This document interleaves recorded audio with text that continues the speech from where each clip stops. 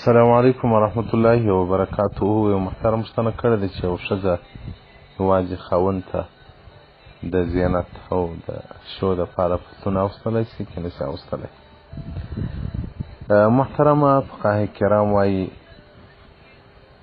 که ښځه کور سرلس کړي په منزلها وحدها یوازې دا وي یا خاوند وي پروا نه لري ولره جواز. سیرت المحتار جلد اول صفحه 304 مطلب 65 لاوره. نو محترمه ښځه که د خاوند د زینت لپاره پتلون واغوندي په دې کې مشابهت راځي، ځکه پتلون هغه لباس دی چې وضع او بنیاد یې هم د خیر دپاره نه دی ایښودل سوی. له بده مرغه چې زموږ د مسلمانانو په جامعه کې اوس اغوستل عام سوي دي، حتی بعضې علما چې نوم د علماو پر پروت دی، خو زه هغه ته علما نسم ویلی چې هغه په پتلون او په نیکټایي کې ځانونه راښکاره کوي. ځکه عالم هغه دی چې د الله جل جلاله د نبي متابعت وکړي. علم دغه نه دی چې سړي خبرې زده وي، علم دا نه دی چې د سړي ښه نصیحت زده وي، علم دا نه دی چې د سړي ښه مسایل یې زده وي.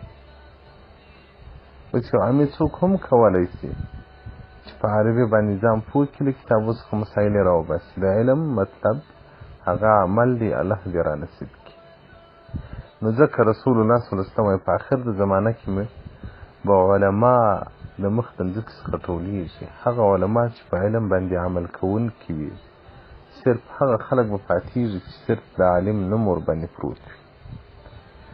دا چې پتلون اوس په جامعه کې داسې محبوب ګرځېدلی دی، نو د ښځه یې د ځان لپاره زینت ګرځوي. سبحان الله. د ښځې زینت په تقوا کې دی، د نارینه زینت په تقوا کې دی.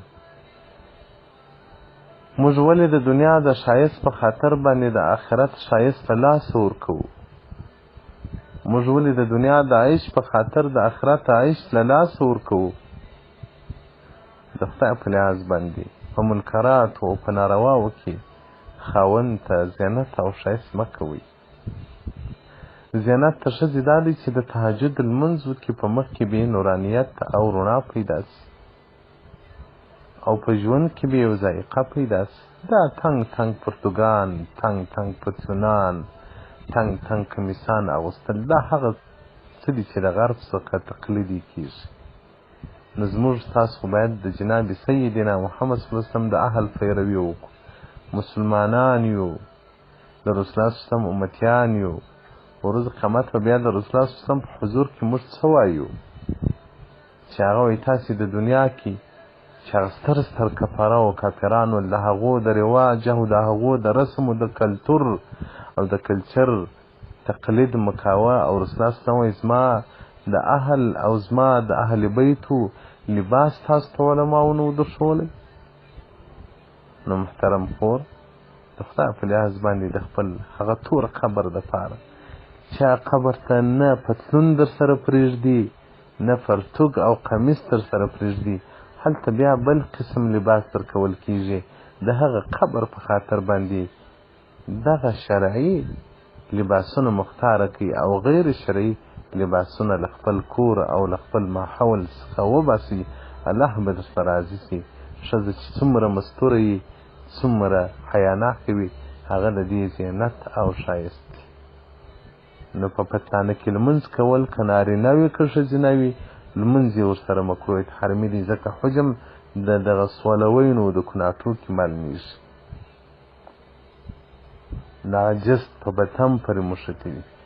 نو خاوند دې په دې باندې فوکه قناعت ورکه چې زه به په اسلامي او په شرعي لباس کې تا ته ښایست کوم، ته هغه ښایست قبول که، الله به ورته اجر درکړي. نه د غرب او د انډیا او د نورو هغه چې په دنیا کې اوس فلمونه جوړي، دغه خرافات او دغه پردي پردي شانې په مؤمنانو کې نشر کړل، د دغو تقلید مه کوئ. زه نه پوهېږم افغانستان چې امریکایان رال نو موږ د خربان سره ناست، زما خوښ هم کېږي د اکا ښځه مې هم کېږي یو عابده نیک ښځه ده نو موږ سره ګډ وو چې امریکایان راغله دې ویل امریکایانو څه راغله امریکایان دې خلک خوابده کړي چې د امریکایانو اعمال یې نه دي کړي چې امریکایانو ټي وي راواستول خلکو کور ته یوړل امریکایانو راډیو راواستول خلکو کور ته ننیستل امریکایانو ټیپ راوړي خلکو کور ته ننیستي صرف یو د دوی راتګ او د دوی وجود نه و هغه رال په دې نو ولې خلک خوابدي هغه د خوا په بده کې چې د دې اسباب د دوی د فسق او د فساد اسباب یې هم نه قبول کړي نو زموږ خو نن په کورو کې د غرب او د شرق او د ټولو کافرانو هغه اسباب د فسق او د فساد زموږ کورو ته راننوتل او دغه رنګه ګوګل او یوټیوب او فیسبوک زموږ کورو ته راننوتی د دې پر ځای چې خلک د الله د کلام تلاوت وکړي هغه ټیم اوس خلک په فیسبوک باندې مشغوله دي نو د خدای په لیاس خپل خبرو دپاره د اعمال سم کړي زه مو څه کوم زموږ صرف دا مسؤلیت دی چې د رسول الله صلم دین در ورسوو نور کول نه کول تر تاسو تعلق لري والسلام علیکم ورحمة الله وبرکاته